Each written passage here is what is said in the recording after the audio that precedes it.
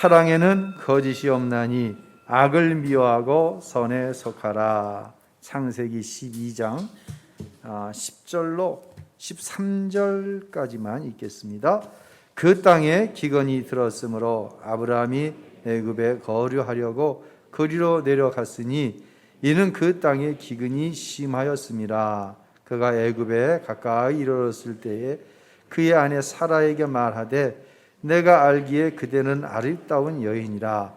애굽 사람이 그대를 볼 때에 이르기를 이는 그의 아내라 하여 나는 죽이고 그대는 살리리니 원하건대 그대는 나의 누이라 하라. 그러면 내가 그대로 말미암아 안전하고 내 목숨이 그대로 말미암아 보존되리라 하니라. 아멘.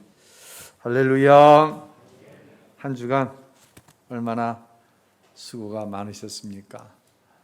3년째 이어지는 코로나로 인해서 또 러시아의 우크라이나 침공 때문에 좀 물가는 치솟고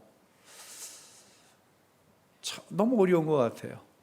그러나 이 어려움 속에서도 어떻게 해서든지 하나님의 말씀 가운데 거하기를 원하여 힘쓰고 애쓰다 하나님 앞에 나온 사랑하는 모든 성도 여러분 위에 하나님의 귀하신 말씀을 통해 살아계신 하나님의 은혜의 역사가 이 시간 꼭 있게 되시기를, 그래서 이 주신 말씀을 붙들고 승리할 수 있기를, 하나님의 복을 끝내 누릴 수 있기를 예수님의 이름으로 축원합니다.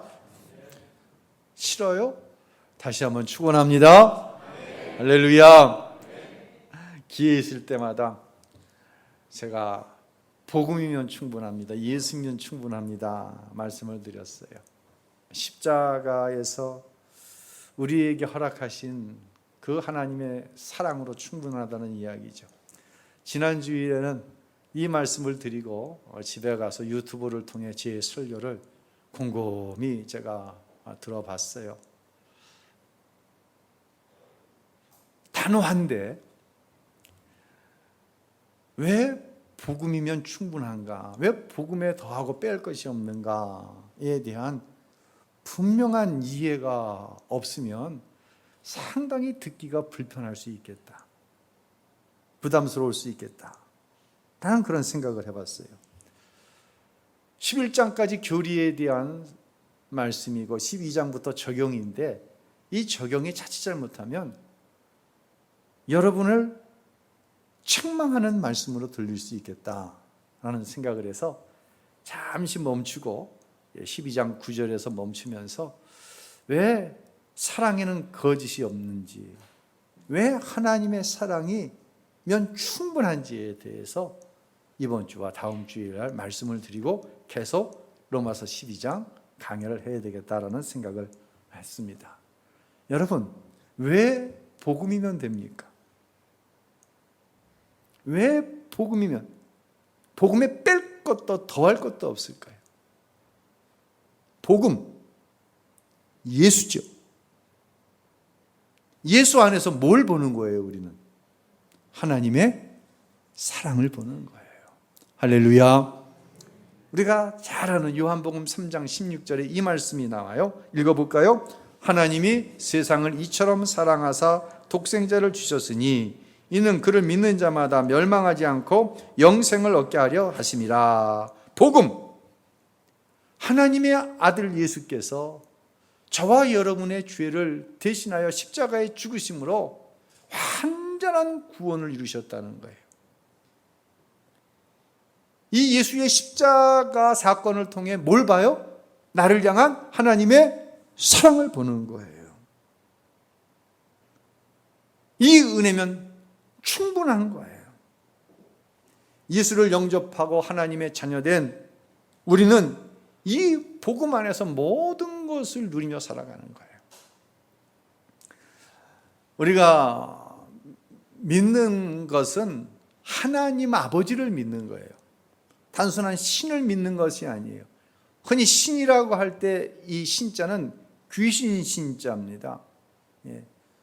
신과 내가 믿는 여호와라고 이름하는 하나님은 다른 거예요. 신은 왜 믿어요? 많은 사람들이 부족한 것을 채우기 위해서 정성을 들이는 거예요. 만약 여러분이 교회에 나오시면서 내 부족한 것을 채우기 위할 목적으로 나오셨다고 한다면 꼭 오늘 말씀을 들을 때 예수를 영접할 수 있기를 간절히 축원합니다. 우리가 하나님을 믿는 것, 십자가의 은혜로 하나님의 자녀가 되었다고 하는 것이 우리에게 주어진 가장 커다란 권세인 거예요. 자, 이성미라고 하는 개그 우먼을 아시죠? 아주 이쁘장하게 생겼는데 키가 작고 얼마나 그 말에 센스가 있는지 몰라요. 이 이성미라고 하시는 분이 예수를 믿었어요. 그리고 사랑하며 살기에도 시간이 부족하다라고 하는 책을 두란노를 통해 출간을 했어요. 그 책에 이런 내용이 나와요. 저는 지금까지 살면서 20번 넘게 이사를 했어요. 그래서 이사한 순서를 쭉 머릿속으로 세다가 잊어먹어 중간에. 어디까지 했지? 20번 넘게 이사를 하다 보니까. 근데 이 이성미 씨는 47번 세다가 잊어먹었대요. 세상에 47번 이상을 이사를 했으면 그 삶이 얼마나 고단했던가를 생각할 수 있지 않겠어요? 그러다가 캐나다에서 이제 미국에서 삶을 안정시키는 그런 어떠한 은혜를 경험했어요. 그리고 더 큰 은혜는 예수님을 참 고난 가운데 영접하게 되었어요. 하루는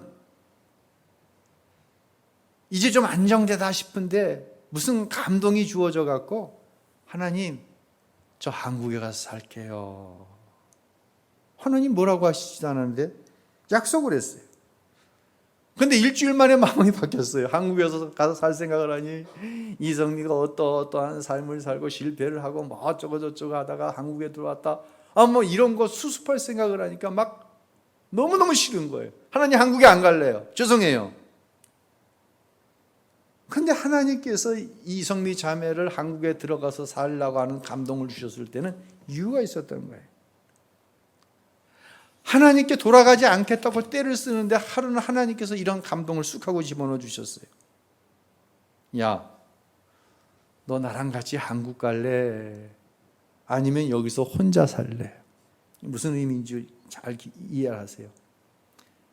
돌이키면, 야, 아버지하고 한국 갈래? 아니면 고아로 너 여기서 혼자 잘 먹고 잘 살래? 이런 의미예요. 이성미 자매가 하나님, 제가 하나님 없이 살 수 없는 거 아시잖아요.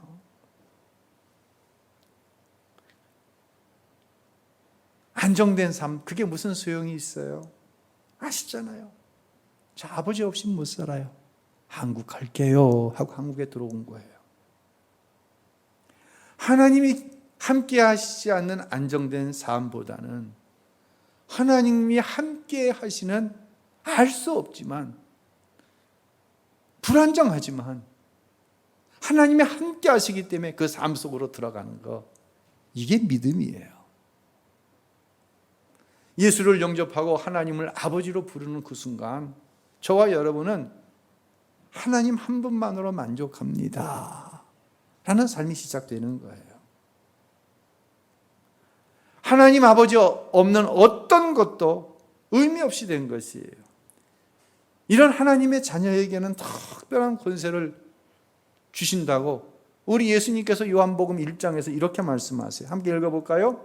영접하는 자, 곧 그 이름을 믿는 자들에게는 하나님의 자녀가 되는 권세를 주셨으니 아멘. 할렐루야. 예수를 영접하는 순간 저와 여러분은 하나님을 아버지로 부르고 하나님 아버지께서 우리를 자녀 삼아 함께 하시는 자녀된 권세를 받게 된 줄로 믿으시기를 바랍니다. 무엇을, 부족한 것을 단순히 체험받기가 아니라 하나님 한 분만으로 만족합니다. 왜요? 하나님 안에 모든 것이 다 있기 때문이에요. 오늘 우리는 창세기 12장을 통해 아브라함에게 허락하신 자녀의 권세가 부족함이 없다, 복음이면 완전하다 라고 하는 사실에 대해서 말씀을 함께 나눠보도록 하겠습니다. 먼저 창세기 우리 12장 1절 한번 읽어볼까요? 읽어보겠습니다. 여호와께서 아브라함에게 이르시되 너는 너의 고향과 친척과 아버지의 집을 떠나 내가 네게 보여줄 땅으로 가라. 하나님이 직접 아브라함에게 나타나셔서 말씀하셨어요. 세 가지를 떠나야 돼요. 첫째, 고향. 두 번째, 친척. 세 번째, 아버지의 집을 떠나라는 거예요. 친히 말씀하셨어요, 하나님이. 그런데 아브라함은 어떻게 했을까요? 4절 한번 읽어보도록 하겠습니다. 이에 아브라함이 여호와의 말씀을 따라갔고 롯도 그와 함께 갔으며. 나도 보세요. 뭘 따라갔어요? 하나님의 말씀을 따라갔어요. 그런데 누굴 데려갔어요? 이거 하나님 말씀대로 지금 순종한 거예요? 하나님의 말씀은 내 친척 놔두고 가라는 거예요. 근데 성경은 아브라함이 여호와의 말씀을 따라갔다라고 얘기하는 거예요. 사랑하는 성도 여러분, 말씀 따라간 거 아니에요. 그런데 하나님이 말씀을 따라갔다고 인정해 주시는 거예요. 이게 은혜예요. 우리는 부분적으로 순종하며 살아요.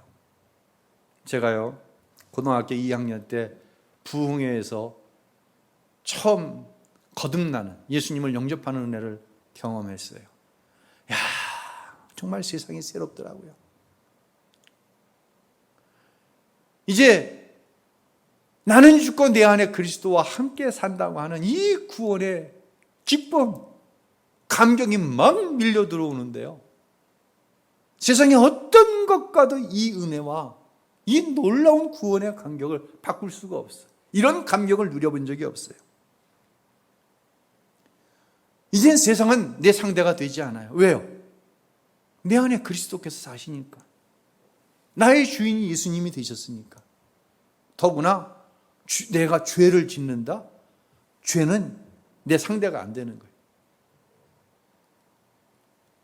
정말 죄 안 짓고 살 자신이 있었어요. 그런데요, 잠시뿐이었어요. 제가 깜짝 놀랐어요. 물과 성령으로 거듭난 하나님의 자녀가 어떻게 죄를 지을 수 있냐고요? 하지만 저는 며칠이 못 돼서 죄에 무너지는 나를 보게 되었어요. 얼마나 깜짝 놀랐는지 몰라요. 구원의 확신은 있어요. 근데 그 죄가 제 구원의 기쁨과 감격을 한순간에 무너뜨리는데, 이야, 얼마나 비참한지 몰라요. 야, 우리 담임 목사님 형편없네. 여러분은 저보다 나아요? 여러분은 예수 믿고 죄 안 졌어요? 아브라함이 말씀을 따라갔는데 롯을 데려간 것은 우리가 아브라함이 한 행동이 부분적인 순종이고 이건 불신종이라고 불신앙이라고 판단할 수 있을지 모르지만 그 모습은 누구의 모습이에요? 바로 나의 모습이에요. 절망할 수밖에 없었어요. 그런데 말입니다, 제가 이 절망을 통해 깨닫게 됐어요. 은혜 아니면 살아갈 수 없다는 사실을 말이에요. 왜 십자가의 은혜와 사랑이 완벽하고 그 위에 더할 수도 뺄 수도 없냐는 사실을 저는 이때 경험을 했어요. 그 내용을 이렇게 잘 정리는 할 수 없었지만 그 비참함, 정말 하나님의 은혜가 아니고선 구원받을 수 없다고 하는 이 분명한 사실을 저는 알게 되었어요. 자, 5절 한번 읽어볼까요? 그는 아내 사레와 조카 롯과 그들이 모은 모든 재산과 하란에서 그들이 얻은 사람들을 데리고 가나안 땅을 향해 떠나 마침내 가나안 땅에 이르렀습니다. 이것은요, 제가 우리말 성경에 마침내는 개역 성경에 있는 것을 갖다 집어넣은 거예요. 설명하기 위해서. 자, 보세요. 조카 롯을 데려갔어요. 부분적인 순종이라고 말씀을 드렸어요. 그것을 떠나 하란에서 그들이 얻은 사람들까지 데려갔다 그러는 거예요. 롯만 데려간 게 아니에요. 분명히 내 친족들, 친척까지도 두고 떠나라고 그랬어요. 롯만 데려간 게 아니라니까요. 얻은 사람들은 누구를 얘기해요? 주석은 종들을 데려갔다고 얘기하는 거예요. 여러분, 이게 순종이에요? 이게 순종입니까? 이게 믿음입니까? 어떻게 아브라함이 이를 쓰고 있어요? 우린 여기서 무엇을 발견해야 돼요? 가나안에 들어갔어요. 그래서 개역성경은 마침내 들어갔다는 거예요. 마침내라는 건 뭐예요? 넉넉하게 들어간 게 아니에요. 자기 믿음으로 간 게 아니에요. 무엇으로 간 거예요? 하나님의 은혜로 간 거예요. 아멘. 구원과 내가 현재 누리고 있는 모든 축복, 하나님이 약속하신 그 축복은요, 내가 의롭고 잘해서 받은 것 아니라니까요. 이렇게 되면 뭐예요? 복음에 더하고 빼는 거예요, 이것은. 내가 뭐 어떻게 했더니. 아니에요, 그거. 은혜로 마침내 구원을 받고, 은혜로 마침내 약속하신 축복을 받는 거예요. 다시 말씀드립니다. 더하지도 말고 빼지도 말아야 돼. 뭐 좀 지금 얻었다고, 뭐 좀 잘 된다고 자기의 무엇인 걸 더하지 마세요. 뭔가 지금 안 되고 있다고 하나님의 완전한 은혜를 빼지도 마세요.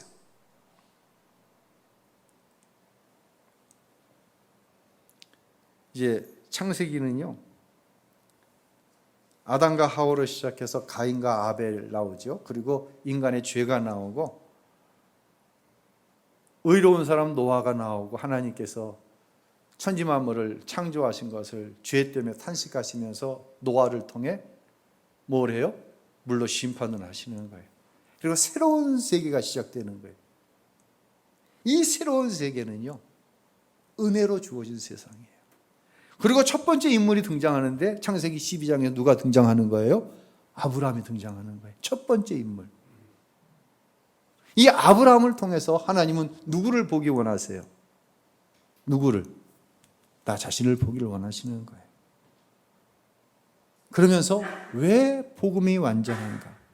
복음 안에서 보게 되는 하나님의 사랑이 왜 완벽한가를 우리에게 말씀하시는 거예요.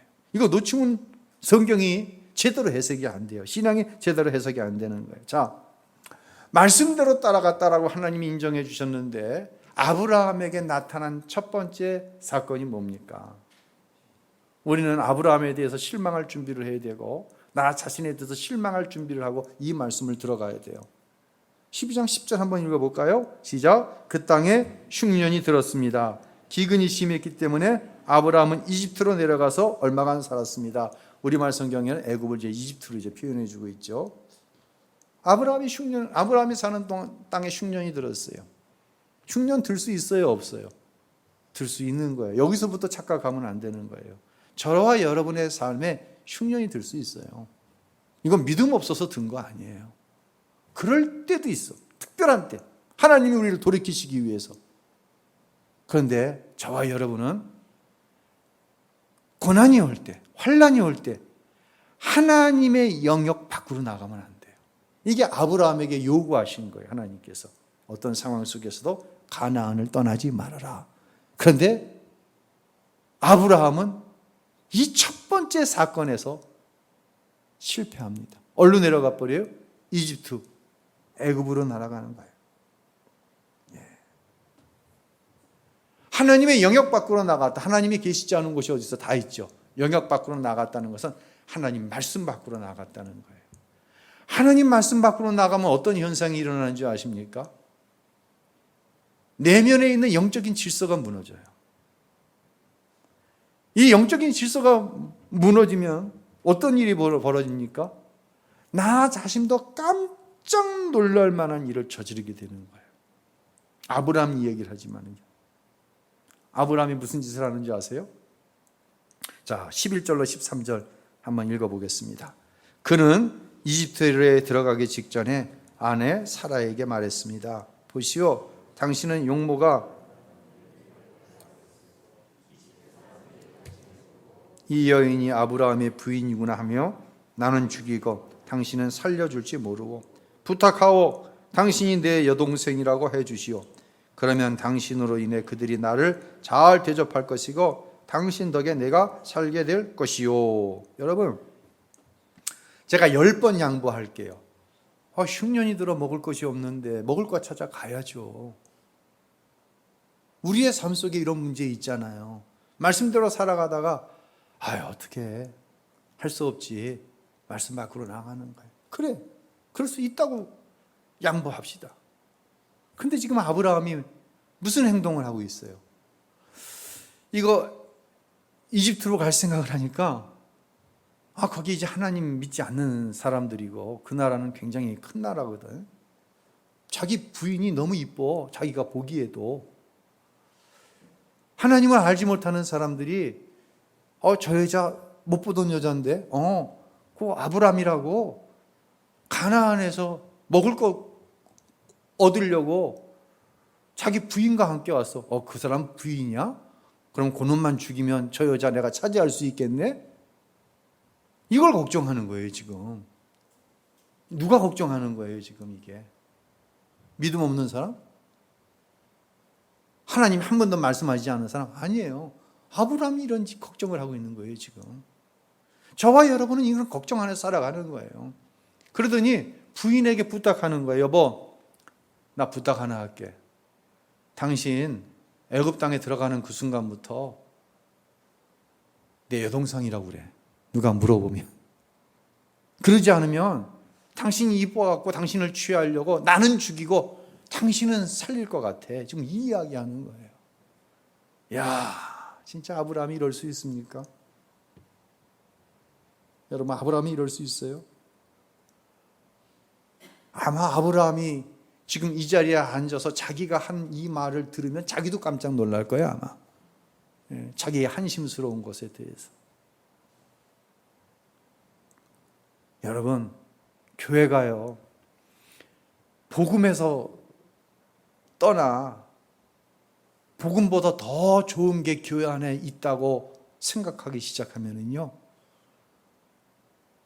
스스로도 놀랄 만한 일을 서슴없이 저지릅니다. 복음에 별걸 다 더하는 거예요. 불편하니까 복음에서 별걸 다 빼내는 거예요. 자기는 몰라. 그러니까 세상이 교회를 향해 손가락질하는 거예요. 따윈 이야기 한번 해볼까요? 믿음의 조상하면 우리는 아브라함 얘기하고, 믿음의 사람은 우리 따윈 얘기하는 거죠. 따윈 얘기하잖아요. 다윗은 참 이 말씀의 영역 안에 확고하게 살던 사람이었어요.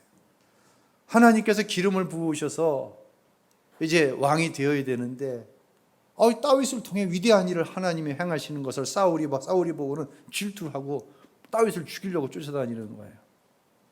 다윗이 너무 괴로움을 당하는 거예요. 그러다가 다윗이 사울을 죽일 만한 결정적인 사건이 일어납니다. 다윗을 피해 어느 동굴 속에 숨어 있는데 이 사울이 동굴 안으로 들어오더니 거기서 용변을 보는 거예요. 용변 볼 때 사방에서 호위하고 있나요? 냄새 나는데. 그러니까 부하들이 저러이 교회라고. 아마 부하들 마음속엔 그런 마음이 있었을 거예요. 하나님이 우리 다윗을 사랑하셔서 사울을 죽일 수 있는 결정적인 기회를 줬다고. 그렇게 해석해도 무방하지 않습니까? 근데 다윗은요, 그 내면에 분명한 영적인 질서가 있던 사람이에요. 다윗이 뭐라고 이야기하는지 우리 사무엘상 24장 6절 한번 읽어보도록 합니다. 시작. 다윗은 말했습니다. 자기 부하들에게 내 손을 들어 여호와께서 기름 부어 세우신 내 지휘인을 치는 일은 여호와께서 금하신 일이다. 그는 여호와께서 기름 부어 세우신 왕이다. 아멘. 영적인 질서가 흐트러지질 않는 거예요. 하나님이 주신 기회야 라고 이야기할 수 있는 순간 하나님의 정확한 말씀 안에 거하는 거예요. 이런 다윗이요, 하나님의 영역 밖으로 나아갑니다. 고난이 와서가 아니에요. 너무 잘 되니까. 여러분, 저는 목회하면서요, 어려워서 넘어지는 사람도 간혹 보았어요. 근데 대부분 넘어지는 사람은요, 뭔가가 너무 잘 된다고 하는 순간이에요. 저는요, 뭔가가 잘 돼서 넘어지지 않는 사람도 보았지만, 죄송합니다, 넘어지는 사람을 더 많이 봤어요. 다윗이 어떻게 넘어집니까? 하루는요, 어둑어둑한 밤에 왕궁 옥상을 거닐다가 건너편 건물을 보니까 한 여인이 있는데 얼마나 아름다운지, 음탕한 욕심이 쑥 하고 들어오는 거예요. 내면의 질서가 무너져 있으니까 그 음욕 그대로 행동을 합니다. 자신의 왕의 권위를 이용해서 저 여인을 데려오라고. 그리고 그 여인하고 동침을 해요. 이 여인이 누굽니까? 지금 왕인 자신과 나라를 위해서 최전방에서 생명을 바쳐 싸우고 있는 장수인 우리아의 아내 밧세바였어요. 여러분, 어떻게 이런 일이 다윗에게 일어날 수 있습니까? 도대체 어떻게 이런 일이 일어날 수 있어요? 자, 10번, 100번, 1000번을 양보해서 그 음욕이라는 게 참 무서워. 그래서 다윗이 유부녀를 취했어. 그래, 100번 양보해서. 사람이니까 그럴 수 있다고 해봅시다. 그런데 더 기가 막힌 행동은 다윗의 다음 행동이에요. 말씀 밖으로 빠져나가면 사람이 어떤 죄까지 지을 수 있는가를 말씀드리는 거예요. 죄송합니다. 이것은 다윗의 이야기를 하는 것이지만 저와 여러분의 이야기를 하는 것입니다. 밧세바가 임신을 하게 되는 거예요. 이거 감출 수가 없게 돼서 부하장수 부인을 범한 거를. 그랬더니 어떤 짓을 합니까? 우리아를 최전방에 내어 몰아서 죽여버리잖아요. 살인죄를 져버리는 거예요. 다시 한번 말씀드립니다. 어떻게 믿음의 사람, 어떻게 견고한 영적인 질서를 갖고 있던 다윗이 이렇게 될 수 있냐는 얘기예요. 어떻게 말씀을 따라가는 아브라함이 이럴 수가 있냐는 얘기예요. 어떻게 이런 일이 일어날 수 있어요? 정확하게 말씀드립니다. 일어날 수 있습니다. 아브라함에게 일어났던, 다윗에게 일어났던 이 엄청난 일은 여러분 안에, 제 안에 일어날 수 있는 일이에요. 일어날 수 있는 일일 뿐만 아니라 현재 여러분의 삶 속에 일어나고 있는 일일 수 있다고 하는 것이에요. 우리가 하나님의 영역, 말씀 밖으로 나가 있으면은요, 어떤 순으로 무너지는 줄 아세요? 교회 안으로 말하면 목사부터 넘어집니다. 이게 마귀가 하는 일입니다. 그래서 하나님은 성경에 그대로 기록하시는 거예요. 아브라함이 넘어졌다. 다윗이 넘어졌다. 너도 넘어질 수 있다고 하는 거예요. 너도 지금 넘어지고 있다고 말씀하는 거예요. 사랑하는 성도 여러분, 우리가요, 힘써서 예배의 자리, 기도의 자리를 벗어나지 말아야 되는 이유가 여기 있는 거예요. 제가 지난주 제 설교를 들으면서 참 여러분이 거북할 수 있겠다라는 이야기. 왜 자꾸만 이유를 들어서 예배의 자리, 기도의 자리를 벗어나려고 합니까? 이유가 있어요. 이건 절대로 하나님께서 하시는 일 아니에요. 다시 말씀드립니다. 먹을 것이 없으니 애굽으로 내려갈 수 있습니다. 양보해서. 음욕이 들으니 유부녀를 취할 수 있습니다. 100번 양보해서. 근데 여기서 어떻게 해야 돼요? 멈춰줘야 되는 거예요. 그런데 말씀 밖으로 나가고 예배의 자리, 기도의 자리를 나가면 절대로 멈춰지지 않아요, 이게. 내면의 영적인 질서가 무너지면 절대로 안 멈춰져요. 자기 부인을 향해 여동생이라고 그러는 거예요. 간음죄를 은폐하기 위해서 살인죄 짓는 거예요. 그래서요, 나는 안 되는 거예요. 복음에다 뭘 더해가지고 뭘 어떻게 했느냐 어떻게, 이거 갖고 안 되는 거예요. 나는 안 되는 거예요. 무엇이 아니면 안 되는 거예요. 은혜가 아니면 안 되는 거예요. 은혜가 아니면. 복음이 아니면 안 되는 거예요. 복음 안에서 발견되어지는 완전한 하나님의 은혜와 사랑이 아니면 저도 안 되고 여러분도 안 되는 거예요. 여러분 동의하십니까? 거북해도 동의하고 자신 안에 있는 비참함을 보고 은혜 아니면 안 된다고 하는 사실을 고백할 수 있어야 돼요. 여러분, 이게 믿음이에요. 엄청난 일 한 거, 이걸 가지고 믿음이라고 그러고 그거 갖다 무슨 복을 받았다고 그러는데요. 그 믿음으로 하나님이 약속하신 말씀에 순종하여 복을 받는 거 맞아요. 근데 그것만 가지고 우리가 복을 받았다? 저와 여러분은 그럴 수 없어요.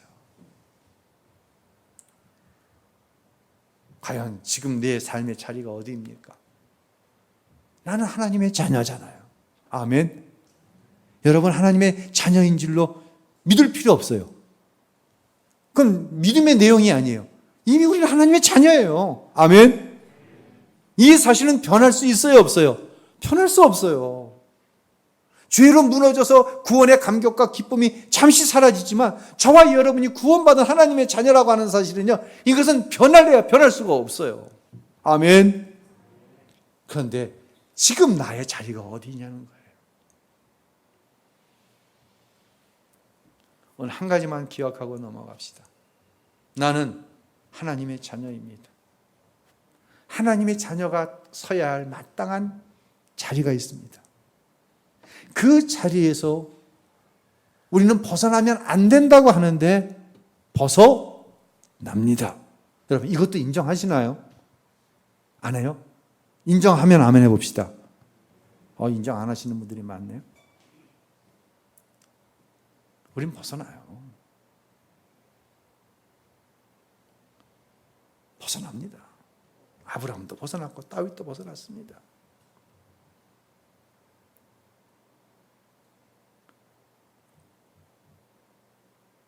그래서 복음 안에서 발견되어진 하나님의 은혜와 사랑이 아니면 안 되는 거예요.